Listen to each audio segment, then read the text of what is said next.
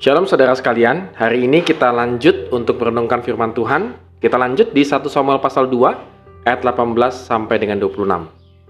Adapun Samuel menjadi pelayan di hadapan Tuhan. Ia masih anak-anak yang tubuhnya berlilitkan baju efod dari kain lenan. Setiap tahun ibunya membuatkan dia jubah kecil dan membawa jubah itu kepadanya. Apabila ia bersama-sama suaminya pergi mempersembahkan korban sembelihan tahunan. Lalu Eli memberkati Elkana dan istrinya, katanya, Tuhan kiranya memberikan keturunan kepadamu dari perempuan ini pengganti yang telah diserahkannya kepada Tuhan. Sesudah itu pulanglah mereka ke tempat kediamannya. Dan Tuhan mengindahkan Hana sehingga dia mengandung dan melahirkan 3 anak laki-laki dan 2 anak perempuan lagi. Sementara itu makin besarlah Samuel yang muda itu di hadapan Tuhan. Eli telah sangat tua apabila didengarnya segala sesuatu yang dilakukan anak-anaknya terhadap semua orang Israel, dan bahwa mereka itu tidur dengan perempuan-perempuan yang melayani di depan pintu kemah pertemuan. Berkatalah ia kepada mereka, mengapa kamu melakukan hal-hal yang begitu, sehingga ku dengar dari segenap bangsa ini tentang perbuatan-perbuatanmu yang jahat itu? Janganlah begitu anak-anakku, bukan kabar baik yang ku dengar itu bahwa kamu menyebabkan umat Tuhan melakukan pelanggaran. Jika seseorang berdosa terhadap seorang yang lain, maka Allah lah yang akan menghadili. Tetapi jika seseorang berdosa terhadap Tuhan, siapakah yang menjadi perantara baginya? Tetapi tidaklah didengarkan mereka perkataan ayahnya itu, sebab Tuhan hendak mematikan mereka. Tetapi Samuel yang muda itu semakin besar dan semakin disukai baik di hadapan Tuhan maupun di hadapan manusia. Ya, saudara sekalian, penulis 1 Samuel sangat mengkontraskan antara Hofni dan Pinehas dengan Samuel.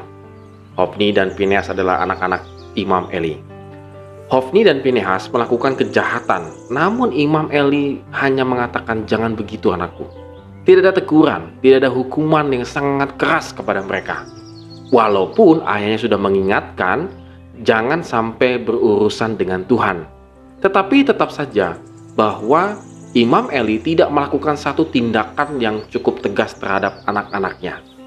Hofni dan Pinehas pun responnya cuek terhadap teguran ayahnya. Kita bisa bayangkan bagaimana akhirnya ayahnya tidak memiliki otoritas apapun terhadap anaknya. Dan sangat kontras dengan Samuel. Ia memiliki hubungan yang harmonis dengan orang tuanya. Orang tuanya setiap tahun datang mengunjungi Samuel.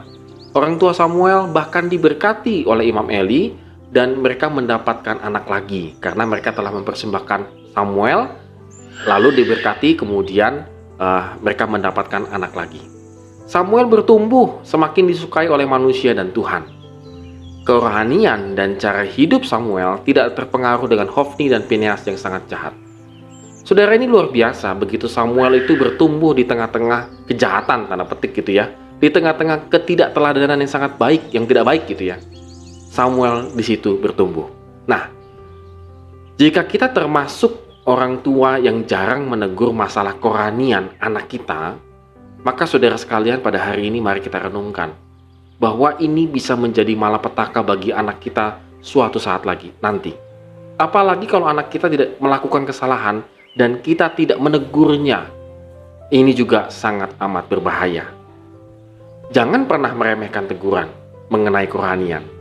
Bagi saudara-saudara dan saya yang ditegur oleh teman, orang tua, sahabat, dan lain sebagainya tentang masalah kerohanian kita, maka janganlah kita menganggap enteng. Karena itu adalah teguran Tuhan juga, supaya kita tidak semakin jauh dari Tuhan dan melakukan kejahatan. Hidup di dalam Tuhan, walaupun lingkungan kita rusak, seperti Samuel, dia tetap fokus kepada Tuhan, bertumbuh kerohaniannya di hadapan Tuhan, dan semakin baik di hadapan manusia.